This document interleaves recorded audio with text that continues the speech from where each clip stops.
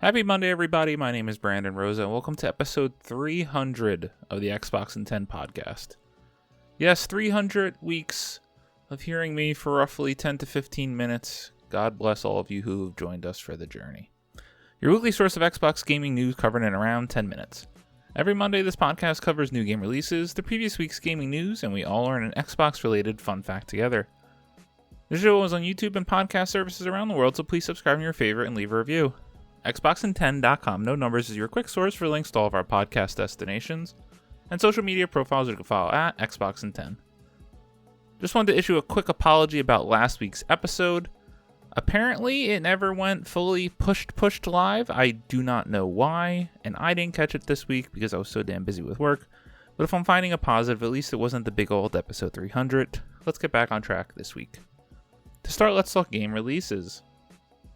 The big games out last week were Like a Dragon, Pirate Yakuza in Hawaii, maybe one of the best names for a game ever, and of course Avowed. The games coming out this week include Spectre Divide, crime opera fan disc The Caterpillar Candids, Crime Opera 2 The Floodgate Effect, Hidden Paws, Rabbit Raid, Crowns and Pawns Kingdoms of Deceit, Pirate Trails, Prison Loop, Monster Hunter Wilds, Paper Plane, Shamans, and PGA Tour 2K25. We have some new games either available to Game Pass and or are coming soon, and they include the following. You can now play Avowed, Cloud PC and Series X and S, EA Sports F124, Cloud Console and PC, Warhammer 40,000 Rogue Trader, Cloud PC and Series X and S, and then on February 25th you can play Watch Dogs Legion, Cloud Console and PC. Now on to last week's biggest news stories, and we have 4 to cover this week. Number 1, Xbox is exploring AI to make its older games playable on modern hardware. Ben Carey at Pure Xbox writes, Microsoft has today announced Muse AI, a new artificial intelligence program that thinks it could radically change how we preserve and experience classic games in the future. Muse is a work in progress over at the Xbox owner, and it sounds like it could have big implications for the future of gaming. What we're interested in most, though, is how this could help game preservation, a point Xbox makes in its new blog post about the AI toolset. Quote, today, countless classic games tied to aging hardware are no longer playable by most people. Thanks to this breakthrough, we are exploring the potential for Muse to take older back catalog games from our studios and optimize them for any device. We believe this could radically change how we preserve and experience classic games in the future and make them accessible to more players. To imagine that beloved games lost to time and hardware advancement could one day be played on any screen with Xbox is an exciting possibility for us, end quote. The announcement goes on to say that Muse could have much wider implications than just game preservation too. Microsoft adds that these AI tools could be used in the game development process itself, allowing studios to inject new experiences while they're building new projects or supporting existing games. Quote, another opportunity we are exploring is how Muse can help game teams prototype new gameplay experiences during the creative process and introduce new content, taking games players already love and enabling our developers to inject new experiences for them to enjoy or even enable you to participate in the creation process, end quote. So far, Xbox developer Ninja Theory has been collaborating on this AI work, testing out its 2020 shooter Bleeding Edge to see what Muse can do with it. The announcement isn't totally clear on how and why Bleeding Edge is being looked at here, but the team does provide a more detailed look, including some short gameplay GIFs within the blog post. This is a pretty interesting announcement here from Xbox, even if the use of AI in game development still feels like uncharted territory at this stage. Things sound like they're pretty early on in development right now, but the full post is worth a look if you'd like to see what you can parse from Microsoft's Muse AI announcement. You know, I just don't know. AI has been something I've been pretty against for a long time, just in theory, with taking out the creativity, but I wanted to start exposing myself to it more. I've been messing around with ChatGPT a little bit more lately, and I want to start making thumbnails for the videos and the podcasts, so I've messed around with AI to do so. Yes, shame, shame, shame. Now, how is this going to impact Xbox? I mean, the idea of it supporting ways to enable more of your back catalog games being playable on modern consoles, that sounds awesome. As for how it's going to help game development, I'm a little bit more wary. It seems like they're really going to have to show us the use cases. But as I've seen other people talk about on X or Twitter, or maybe that's where it came from, imagine you can just type in a prompt to Minecraft and it could build an entire city for you. Now that actually seems pretty cool. but time will tell on how Muse and Xbox is going to be a differentiator or not in the future. Number 2, Microsoft CEO commits to producing great quality games as Xbox expands. Ben Carey at Pure Xbox writes, following up on yesterday's announcement of Muse AI, Microsoft CEO Satya Nadella has been talking about Xbox's commitment to gaming in a new episode of the Dwarkish podcast, noting that the team has to produce great quality games to be successful in this field. Basically, the discussion about Microsoft's current business ventures led to chatter about Muse AI and how Microsoft tries to utilize lots of its different products and ideas across multiple disciplines. While this is the case with Muse, which could have much wider implications at Microsoft than just Xbox, Satya makes it clear to be successful in gaming you have to focus on great games and not just products like this.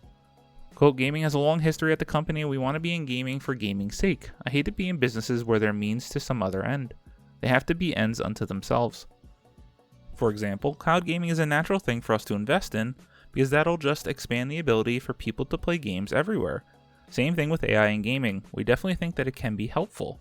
As the world's largest publisher, this will be helpful at the same time, but we gotta produce great quality games. You can't be a gaming publisher without first and foremost being focused on that, end quote. As longtime Xbox fans question Microsoft and its current strategy shift, this is great to hear from the company CEO himself. As we mentioned in yesterday's Muse post, the future of AI in gaming is still uncertain, but if Nadella and co. understand that high-quality games come first, we should be in good hands as Xbox fans. It is a slower news week, but wanted to include this because we're getting it from the top. They need to create great quality games to exist in this ecosystem. Great to hear, and Xbox is certainly on the precipice of consistently releasing at least AAA games. We'll see. How good are they going to be? Only time will tell. Number 3, Ubisoft announces Siege X, the biggest transformation in Rainbow Six Siege history. Was Ian Poole at IGN writes, Ubisoft has teased a significant evolution of Rainbow Six Siege, promising to unveil what it calls Siege X in March. Siege X is described as, quote, the biggest transformation in the game's history, including new tactical gameplay, graphical and audio upgrades, and more, end quote. This is not Rainbow Six Siege 2, rather a significant change for Rainbow Six Siege designed to set the competitive multiplayer game for its second decade of live service. Rainbow Six Siege struggled when it launched in December 2015, but Ubisoft's work to improve the game is seen as one of the most dramatic turnarounds in video game history, alongside Final Fantasy XIV and No Man's Sky. In the last decade, Rainbow Six Siege has proven a reliable money spinner even when Ubisoft's other attempts at live service have fallen by the wayside. In recent years, when Ubisoft has found the going particularly tough, Rainbow Six Siege has helped prop up those financial reports. Now there's even more pressure on Siege X given Ubisoft's high-profile troubles. March 13th is the showcase for Siege X and whatever this will be. Doesn't seem to be anything too crazy, but they're trying to inject a new shot into the arm that is Rainbow Six Siege. This was just never a game for me. It plays a little too slow for my liking, but Ubisoft really needs this now more than ever. It seems like every release is a make it or break it for this company. Number 4, Tony Hawk's Pro Skater site is counting down to an announcement. Blair Marnell at GameSpot writes, earlier this week, Call of Duty Black Ops 6 had an update that teased the return of Tony Hawk's Pro Skater. In a skate park map called The Grind, there is a banner with the THPS logo and the date 3/4/2025. Now the official site for Tony Hawk's Pro Skater has a countdown clock to March 4th, 2025, which may mean an announcement is imminent. The very first Tony Hawk Pro Skater game was released by Activision in September 1999, although the 25th anniversary has come and gone. Hawk revealed last year that he had been in contact with Activision about doing something to celebrate that quarter-century milestone. Hawk later confirmed that the long-running franchise will continue. If there's news coming soon regarding the future of THPS, there are likely 2 options. The first is another remake like the 2020 Tony Hawk's Pro Skater 1 and 2, which helped revitalize interest in the games. There have been some predictions that Tony Hawk's Pro Skater 3 and 4 could follow. However, a more enticing prospect would be a brand new Tony Hawk Pro Skater. The last fully original game in the series to hit consoles was 2015's Tony Hawk Pro Skater 5. Additionally, there was a previous report that the next Tony Hawk game could arrive as soon as the summer. Given the timing of the announcement, that seems very plausible.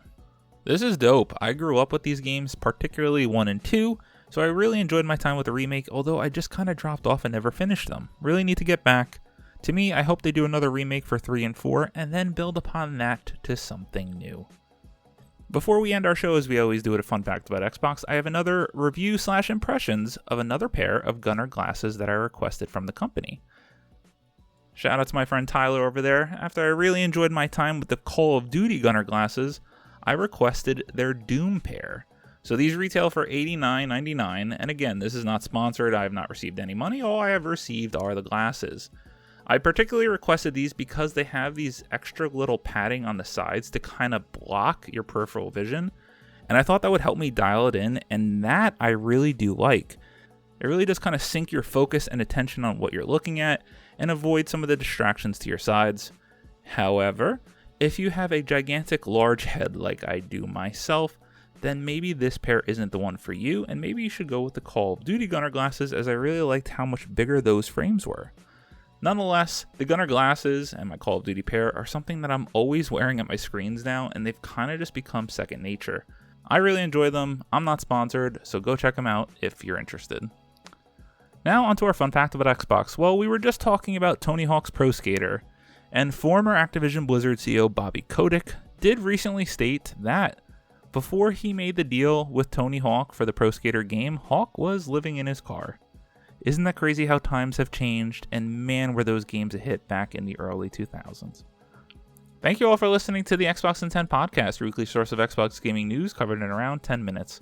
Every Monday, this podcast covers new game releases, the previous week's gaming news, and we all learn an Xbox-related fun fact together. Thank you all just once again for all of your kindness and support, viewership, and listens to the show for the last 300 plus weeks. I launched this show on June 3rd, 2019, and my god, does that feel like an eternity ago. This past week, I really haven't had any time for gaming, so it's just been the typical Marvel snap as I marathon through the Marvel Defenders show. Can't stop, won't stop until that Daredevil premiere. My name is Brandon Rosie. You can follow me on Xbox at Rosa93. Hope you all have a great week, stay safe, and keep on gaming.